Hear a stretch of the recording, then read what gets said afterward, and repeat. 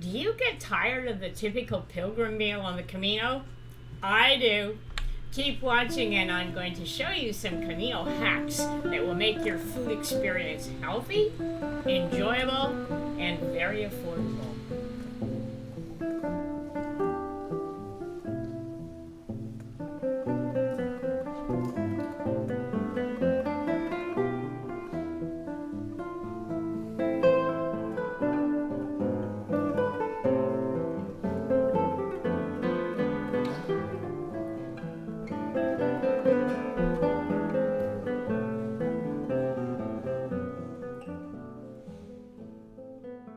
You're finally back on the Camino and getting back into the rhythm of daily life.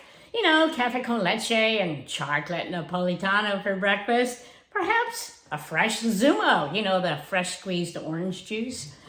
It's hit and miss along the way for a mid-morning snack and lunch as well. For dinner, it's the pilgrim meal. Now, don't get me wrong, these can be quite nice at first. But day after day, it gets boring. Of course, the wine is always different, so I do enjoy that. But pasta, French fries, some sort of grilled meat, then the commercially packaged dessert. But after a few days, I'm craving my veggies and some good home-cooked food. How can you fill this gap on your Camino? Well, with a little bit of ingenuity and clever planning, a good home-cooked meal is possible.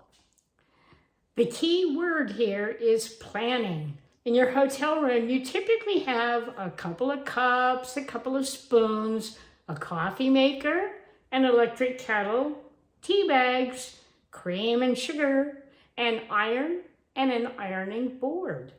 You're probably scratching your head at this point, but hear me out.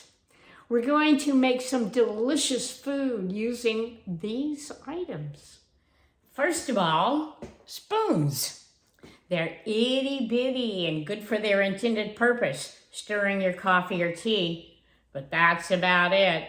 I carry in my backpack this spork, or it's a fork-spoon combination.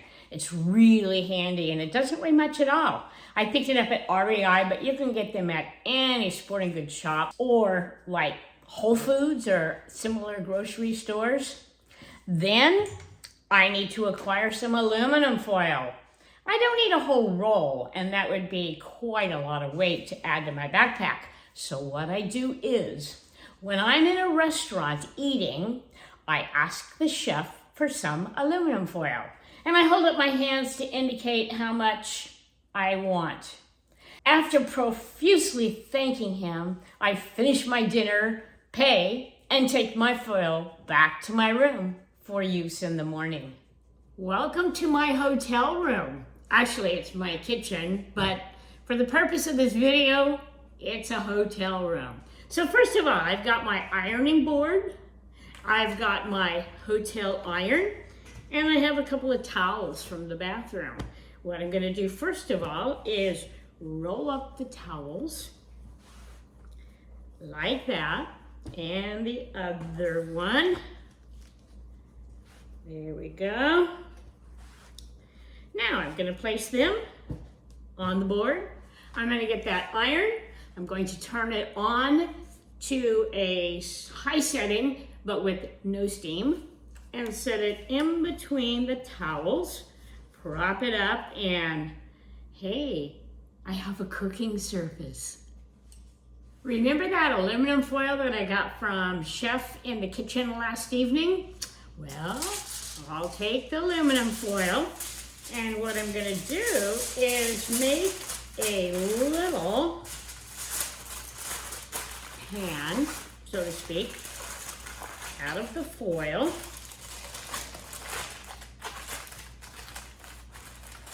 There, kind of like that. Crumple it up a little bit. Okay, that's gonna be a pan, and I'm gonna cook a couple of eggs in it. Watch this. Yesterday I went to the market and I picked up a 6-pack of eggs. Now these are not those wonderful eggs you get in Spain, you know, with the deep golden colored yolks. These are cage-free grade AA large eggs, some sort of a California natural thing. I don't know. Their chickens probably were raised in a barn where they had Zen music playing over the Bose speaker and they ate organic worms, something like that. I don't know. But anyway, okay, so I've got a 6-pack of eggs and I'm gonna crack 2 of them into my foil container. There's 1, and here is 2. Yeah, and bring the camera over so you can see what it looks like. And there we have Kitty playing with an eggshell, and there are the 2 eggs sitting in that little aluminum pan on top of the iron. We'll give it a few minutes and see what happens. While the egg is cooking, I'm going to get together all the other things I'm going to need.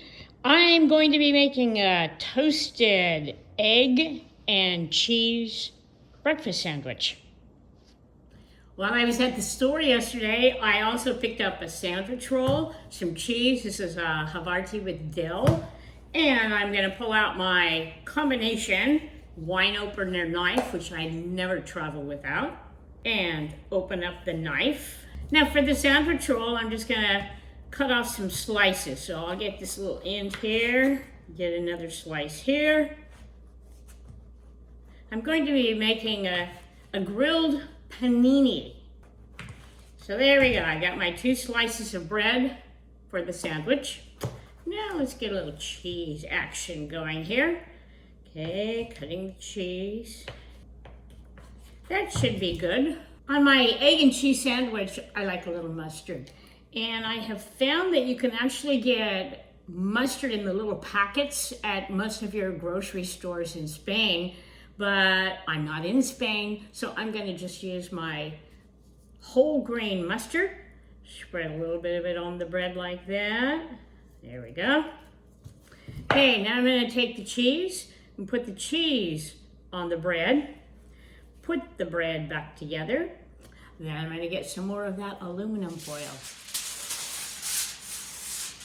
I will take the bread, the aluminum foil, wrap it all up,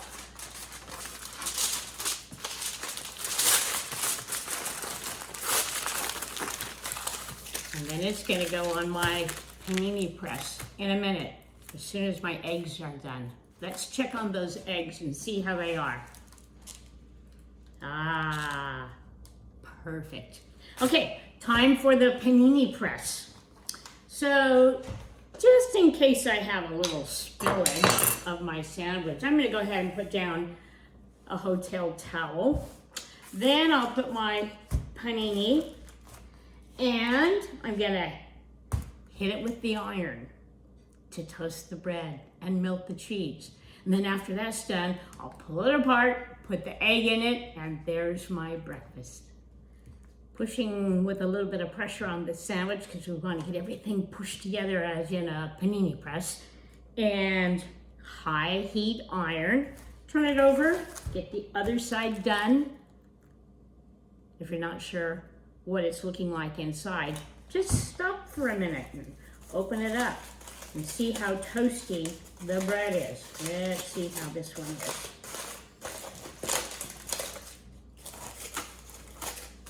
Nope, it's not melted yet. Needs some more time. Let's get it back in there and here we go. I think it's about done. Let's take a look.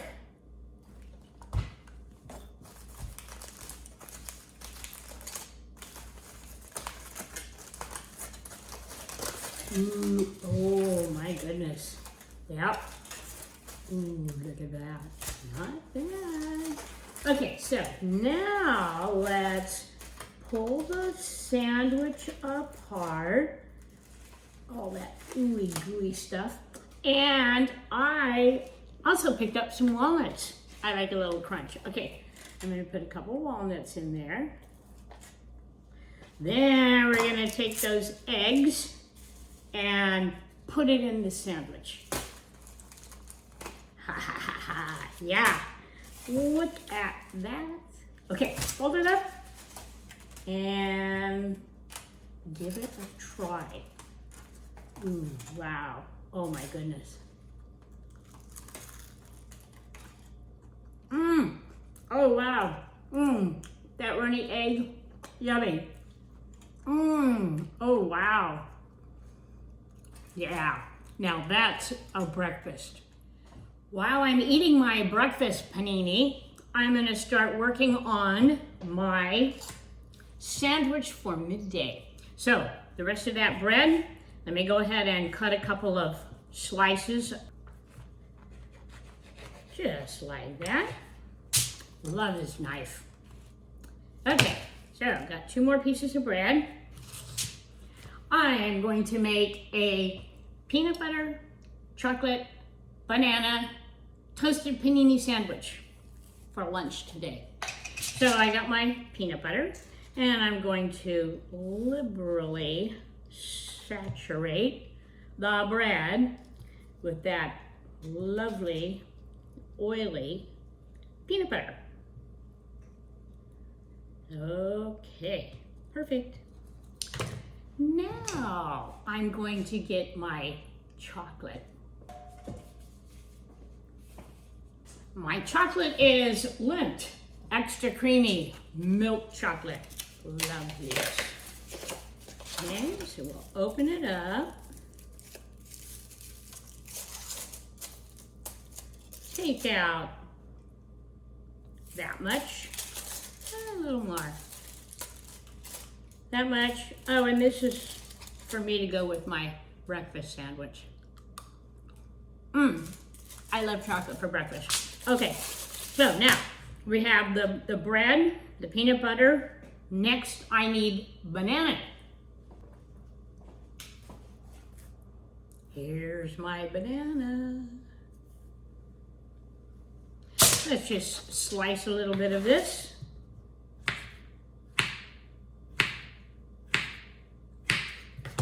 Put it on the bread.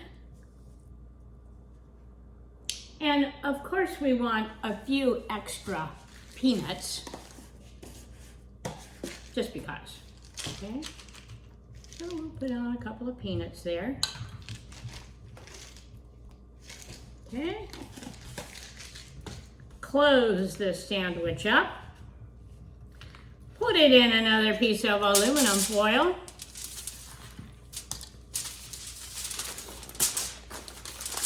Wrap it up.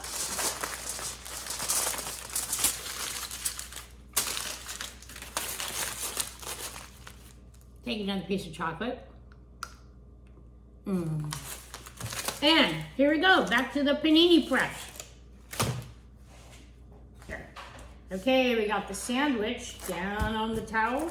Here comes the iron. Panini press time. Once again, if you're not sure how toasted it's getting, just stop, open it up, take a look. If it needs more, wrap it back up. Do it a little more. I think this one's just about ready. Let's open it up and see. Okay, here we go. Ooh, yum. Wow. A chocolate, banana, peanut butter, peanut panini.